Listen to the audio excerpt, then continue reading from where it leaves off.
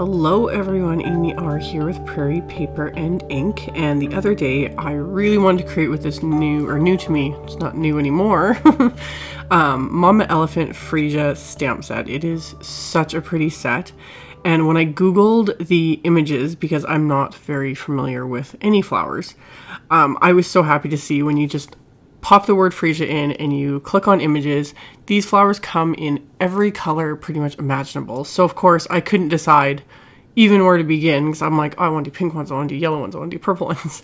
So I decided to make 4 cards at once. So I have some Canson XL watercolor paper that I'd cut down. So I have 4 pieces that are about 4.5 by 6 inches roughly.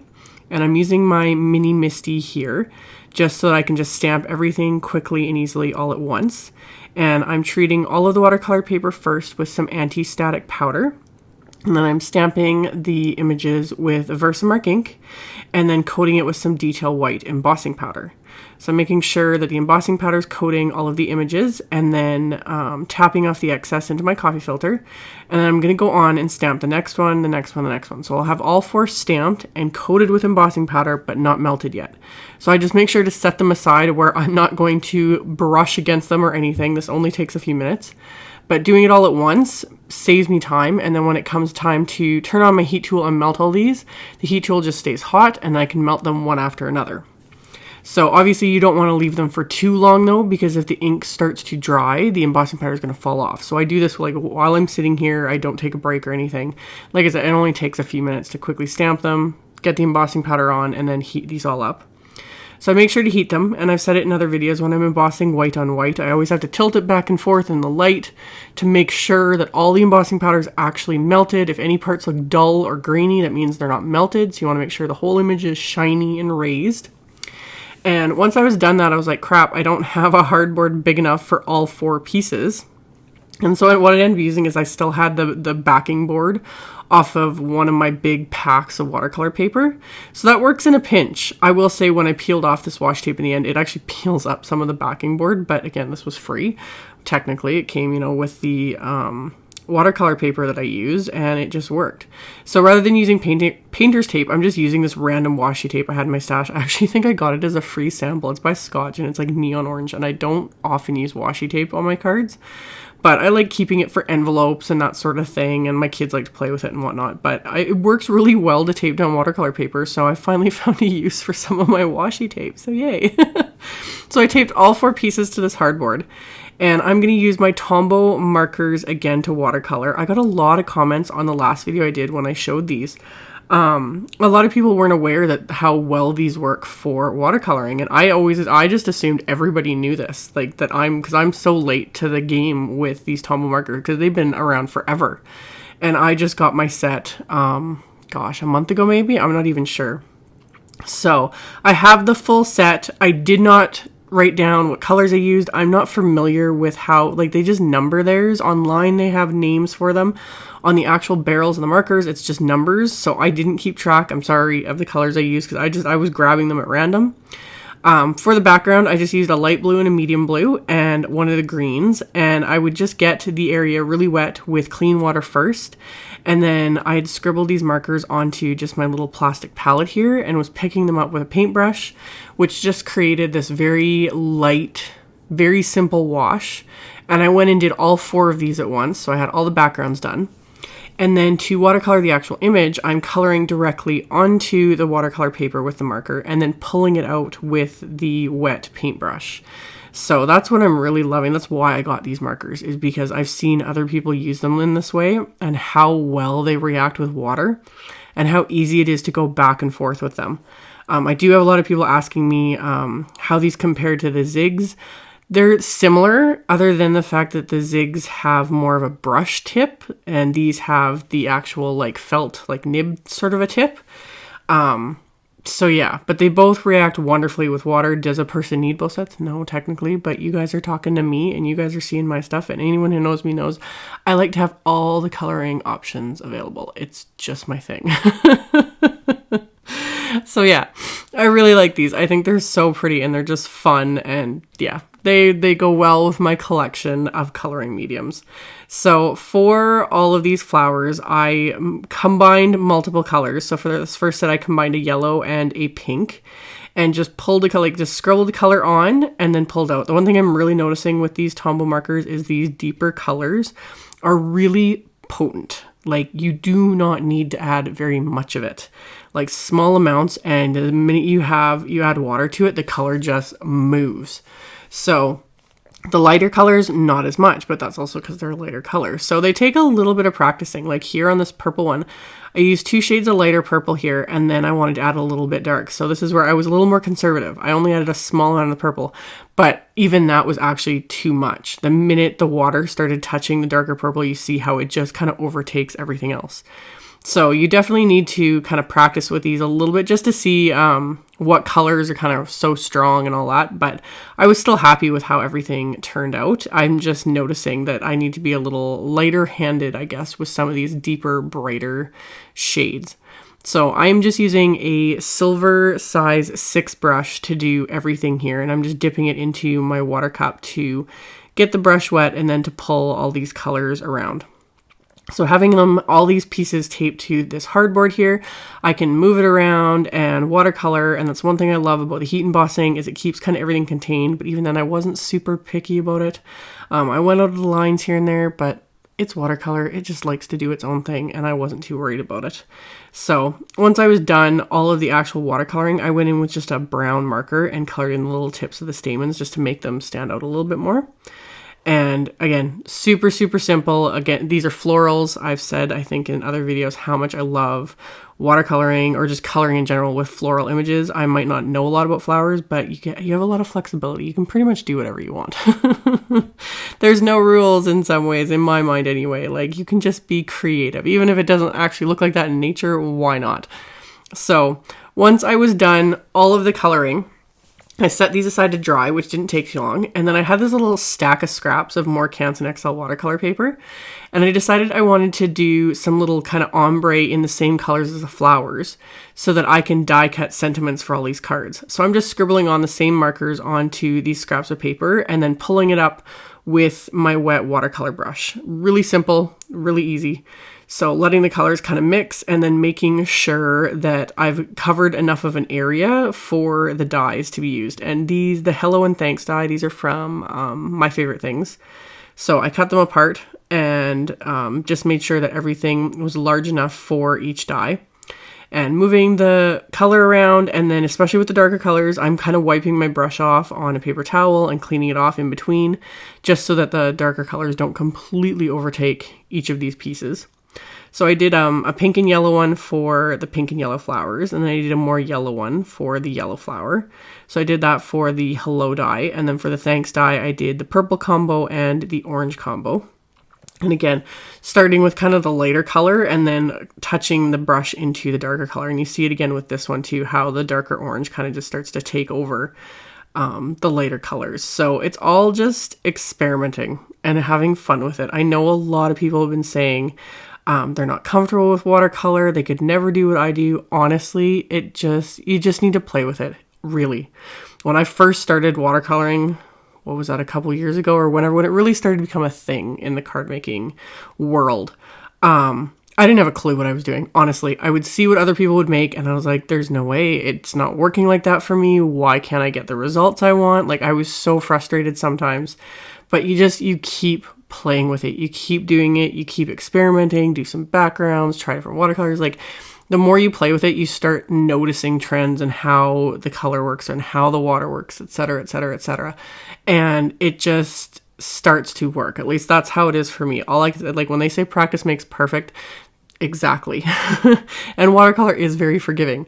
You can get away with a lot, in my opinion. So I did my little ombre backgrounds and let them completely dry. They need to be dry because otherwise when you run it through your die cut machine, these can tear really easily. So I let them completely dry, and then I ran them through my machine with these word dyes and just kind of ran it back and forth a few times because this Canson XL watercolor paper is fairly thick. It's a really good heavyweight paper. I know I've been like going on and on about it a lot lately, but that's because I use it all the time and I really like it. And it's very affordable. So it's not, I don't feel bad about like messing around with it and experimenting and all that sort of stuff. Whereas like some of my more expensive watercolor papers, I genuinely hoard them and don't use them because they cost a fortune. So once I was done die cutting all the words, I die cut all the main images with the largest die from the My Favorite Things wonky stitched rectangle Die-namics. This one is one of my go-to sets. I use it all the time and I love it. So I did that, and then from all those other scraps of watercolor paper, I die cut those sentiments multiple times so that I would have 3 layers of each sentiment, so it's nice and stacked up. And I thought this time I would use my Tombow Mono Multi to stack these sentiments. I know I use the Ranger Multi-Medium Matte all the time for something like this, but you totally can get away with using the Tombow Mono Multi. You just need to be really light-handed with this adhesive. It's hard to show in a video, but I barely squeeze this. Like once the adhesive starts to run from the tip, I barely squeeze it. I find this adhesive just comes out very easily, and you definitely want to use a light hand. Now the thing with this though is because that's why it's a multi-medium or Tombow Mono Multi adhesive, is it dries very tacky if it's just left as is, or it dries permanently if it's adhered to something. So with all these words, any areas that if it oozes out, it's going to be sticky. So to combat that, I flip these over and I'm using my anti-static powder tool and just pressing it all around the edges of this so that that will kind of coat any little tiny bit of adhesive that comes around the edges so that you don't have some sticky residue left over. So it's totally doable to use this. I still prefer my multi-medium matte adhesive from Ranger for stuff like this, but you can definitely get away with it with this adhesive. And I love this stuff, and it lasts forever. I've been using this stuff for years. People have been asking me about warping and things like that, and I've always said it doesn't, like, I've never had a problem with warping. I'm going to explain that though in a minute because I made a huge boo-boo with these cards. So I adhered all of the sentiments to the card fronts, to the watercolor panels with that same Tombow Mono Multi. And then I'm going to go on for my card bases and decided to do colored cardstock bases for all of these. And these are all My Favorite Things cardstock colors. So I ended up using lemon chiffon, periwinkle, razzleberry, and orange zest cardstock. And I'll have links to everything in the description box below the video. All of these I'd cut in half, and they are all going to be top folding A2 sized cards, so 4 1/4 by 5 1/2. So I scored them all with my Teflon bone folder and then pressed down the fold of the card with the flat of the bone folder. And then I grabbed my Mini Misty again and got all the insides of the cards like ready to stamp. I want to stamp that Freesia image again on the inside with Versamark ink again, just to give it a little something something. And people have been asking about that as well. If you stamp on the inside of your cards with Versamark, will it interfere with the pen? No, because by the time you go to like write to the recipient, or if you give this card to someone, etc., you'll just be able to write over it. If for some weird reason it doesn't want to like write over it, I would just use a gel pen. But Versamark, once it does like fully dry, it's not like sticky. It's not going to catch on anything. So I stamped all of the images with Versamark ink on the inside. The only trouble you have is with really light cardstock. Versamark doesn't show up as well. It still creates the watermark effect, but because it's such a pale cardstock, you don't see it. So here on the yellow, because it's such a light yellow, you don't really see it. So to combat that, I actually grabbed just one of my little Memento dewdrops. This is Dandelion ink. So I just grabbed a yellow ink and just re-stamped this so you could actually see the flower on the inside of the card. So I had to stamp it a couple times because I missed spots with the little dewdrop here. So that's another beauty of this Misty, is just being able to go over and over again and not mess up the inside of this card. So once I had all the flowers stamped, I can remove that from the lid of my Misty, and then I can grab the sentiment, which is from that same Freesia stamp set. So I grabbed that and decided where I wanted that to go on the inside of the card and lined that up first, and then close the lid of my Misty and then do this process all over again. So stamped the inside of all the cards kind of in assembly line fashion here, just to get it all done at once. And also the beauty of the Misty is being able to restamp it to make sure it's stamped perfectly. And for the sentiment, I'm using Hero Arts black ink. This is a gorgeous ink. It's so good for sentiments. I love it for that. And it's pretty good for watercolor too. I like to do like white heat embossing for watercolor, but this Hero Arts ink works really well for that as well. So I stamped the inside of all these cards with the sentiment. And then to adhere these watercolor panels, this is where I messed up. Normally I would just use foam tape. And that's what I was going to do. But I've seen so many people lately using, craft foam to pop it up. And I was like, you know what? I have this whole stack of it here. I never use it because I've said in other videos how much I hate it. Because trying to die cut craft foam and me just does not work at all. I've literally wrecked a big shot trying it. It's just so frustrating. But using it to pop up images, I was like, well, why not? This will be a great way to use it. So I grabbed 4 sheets in colors that matched all of these flowers, and I just trimmed it down with my Tim Holtz scissors here, all 4 at once, just to get it done. And what I should have done was used a dry adhesive, like either my ATG or my Xyron runner or score tape.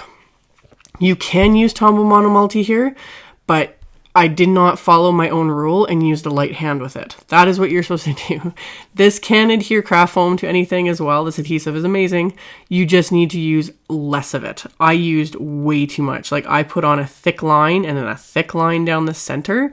And as these dried, they warped quite badly. I was not thinking as I did this. And then when everything was dry, I just could have banged my head against the desk. I was so frustrated with myself because I knew better. So yeah, do as I say, not as I do. You can use this adhesive, especially even with something like this, like with craft foam. Just do not glob it on. Just use a very thin line. Like right here, I used way too much. Way too much. So yes, if you are getting warping with this adhesive on your cards, it's because you're using way too much. You really only need a really, really thin amount of it. Very light amount. Use less than you think. This is an awesome adhesive. It adheres permanently. It's great, but you just need to use a small amount of it. That's why a container of it, like a bottle of it, lasts me forever. So I put something heavy on top of all these to let everything dry and let the craft foam adhere. And that helped also minimize some of the warping, but it's still kind of warped. So I was like, it bugs me. But the cards were pretty in the end. These images are pretty and the die cuts and everything else. And I added some Studio Katya, the sparkling crystals that I have been raving about. And you guys have been sharing on social media your packages of sparkling crystal sequins that I made you buy. And I told you guys, no regrets. It's amazing. So they're fabulous. So I adhere just 3 to each card with the multimedia matte adhesive for this. That is my still favorite adhesive for die cuts and for embellishments and sequins and all that. So I adhered those to the cards and that finished them off. So thank you all so much for watching and subscribing and thumbs upping my videos. I will have links below to my blog post with all the pictures as well as all the supplies used, so you can check that out below if you're interested. Thank you all so much, and I will see you all very soon in another video. Bye!